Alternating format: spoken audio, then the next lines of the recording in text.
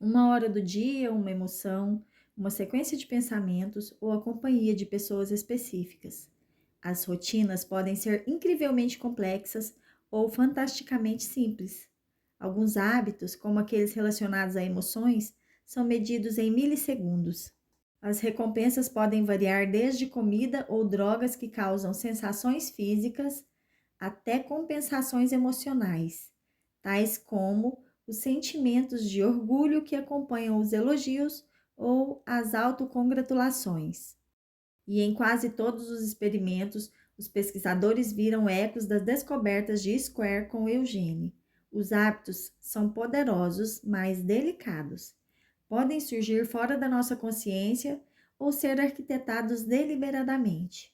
Muitas vezes acontecem sem a nossa permissão, mas podem ser remodelados se manipularmos suas peças.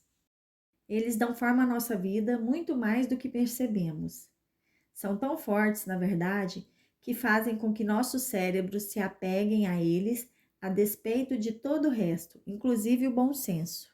Uma série de experimentos, por exemplo, pesquisadores afiliados ao Instituto Nacional do Abuso do Álcool e do Alcoolismo treinaram camundongos para apertar alavancas em resposta a certas deixas, até que o comportamento se tornasse um hábito. Os camundongos eram sempre recompensados com comida.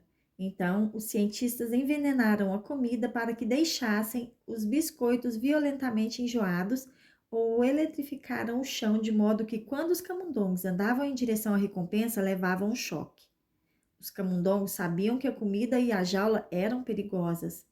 Quando recebiam as bolinhas envenenadas numa tigela ou viam os painéis eletrificados no chão, mantinham distância.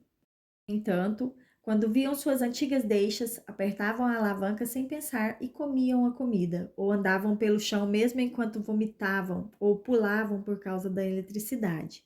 O hábito estava tão arraigado que os camundongos não conseguiam evitar. Não é difícil encontrar um caso análogo no mundo humano.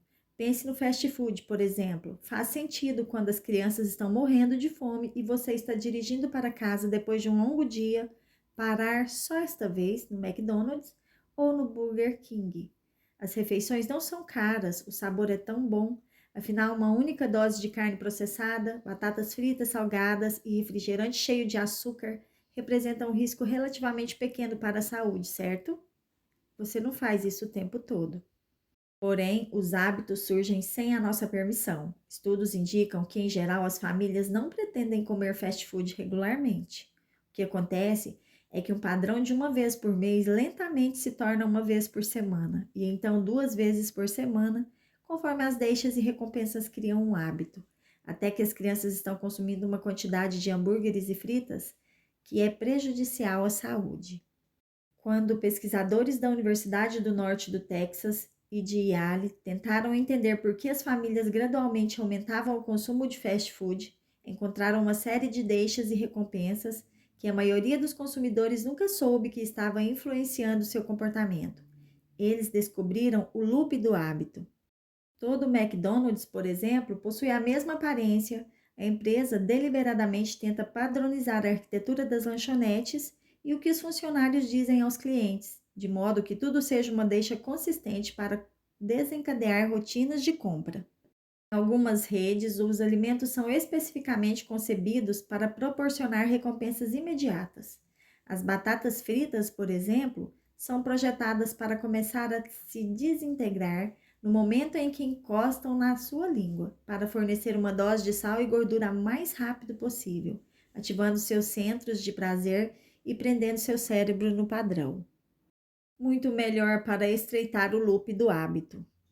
No entanto, mesmo esses hábitos são delicados. Quando uma lanchonete de fast food fecha, as famílias, que antes comiam lá muitas vezes, passam a jantar em casa, em vez de procurar um lugar alternativo. Mesmo pequenas alterações podem acabar com o padrão.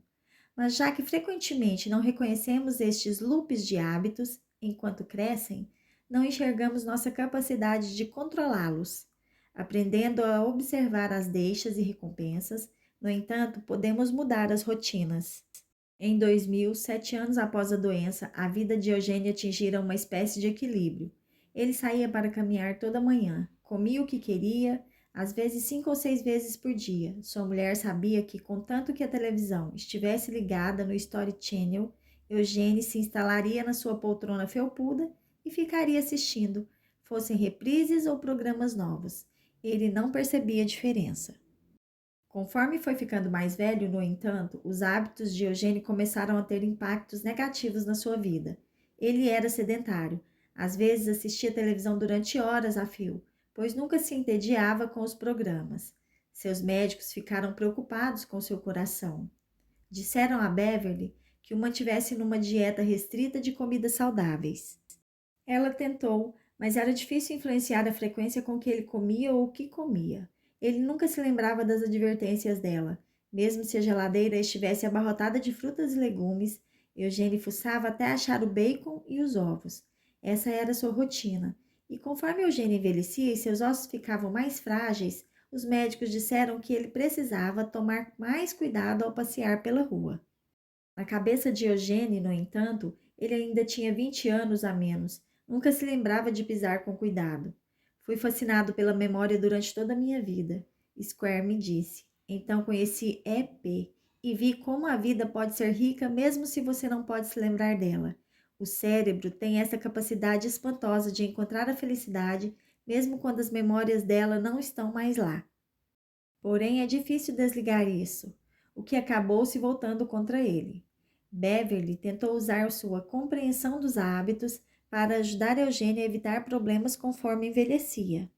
Descobriu que podia causar um curto-circuito em alguns de seus piores padrões inserindo novas deixas. Se ela não guardasse bacon na geladeira, Eugênia não comeria vários cafés da manhã gordurosos. Quando ela punha salada perto da poltrona dele, Eugênia às vezes a beliscava e, conforme a refeição foi se tornando um hábito, parou de procurar guloseimas na cozinha. Sua dieta aos poucos melhorou. Apesar desses esforços, no entanto, a saúde de Eugênia piorou mesmo assim. Um dia na primavera, Eugênia estava assistindo televisão quando de repente deu um grito. Beverly entrou correndo e o viu com a mão no peito. Ela chamou uma ambulância. No hospital foi diagnosticado um pequeno ataque cardíaco. A essa altura, a dor tinha passado e Eugênia estava lutando para sair da maca. Naquela noite, ele ficou o tempo todo arrancando os sensores presos a seu peito para poder deitar de lado e dormir. Alarmes soavam e enfermeiras entravam correndo. Elas tentavam fazer com que parasse de mexer nos sensores, prendendo-os no lugar com esparadrapo e dizendo que iam amarrá-lo se ele continuasse se mexendo. Nada funcionava. Ele esquecia as ameaças logo depois que elas eram feitas. Então sua filha disse a uma enfermeira que tentasse elogiá-lo por cooperar e ficar quieto, e repetisse o elogio inúmeras vezes sempre que o via. Sabe como é? Queríamos apelar para o orgulho dele, me disse sua filha Carol Raias. Dizíamos, pai, você está mesmo fazendo uma coisa importante pela ciência, deixando esses negocinhos no lugar. As enfermeiras começaram a paparicá-lo. Ele amou. Depois de alguns dias, ele fazia o que quer que elas pedissem. Eugênie voltou para casa uma semana depois. Então, no outono de 2008, quando atravessava a sala de estar, Eugênie tropeçou numa saliência perto da lareira, caiu e quebrou o quadril. No hospital, Square e sua equipe receavam que ele fosse ter crises de pânico por não saber onde estava.